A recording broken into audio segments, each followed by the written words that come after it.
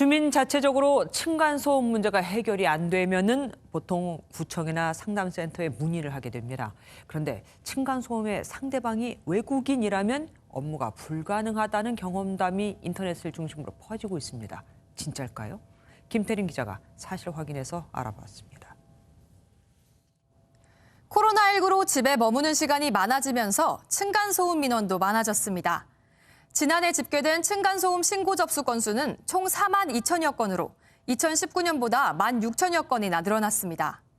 그런데 한 인터넷 카페에 올라온 글이 최근 논란이 되고 있습니다.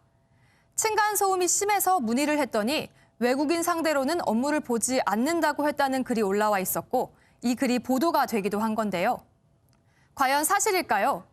한국환경공단이 운영하는 층간소음 이웃사이 센터의 민원 접수 과정을 확인해 봤습니다. 민원 대상은 전국 공동주택 입주민으로 제한되는 대상은 따로 나와 있지 않습니다. 해당 센터의 설명을 추가로 들어봤는데 역시 외국인이어서 민원을 받지 않는다는 규정은 없다는 입장이었습니다. 다만 층간소음 제공자가 영어가 아닌 다른 언어를 쓰는 외국인일 경우 통역을 구하는 문제로 당장은 처리할 수 없다고 답할 수도 있다고 설명했습니다. 지자체의 설명도 비슷했습니다.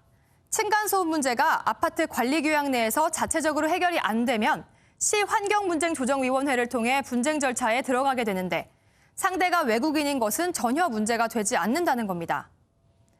따라서 외국인 상대로는 층간소음 민원을 넣을 수 없다는 명제는 전혀 사실이 아니므로 판단됩니다. 지금까지 사실 확인 김태림입니다.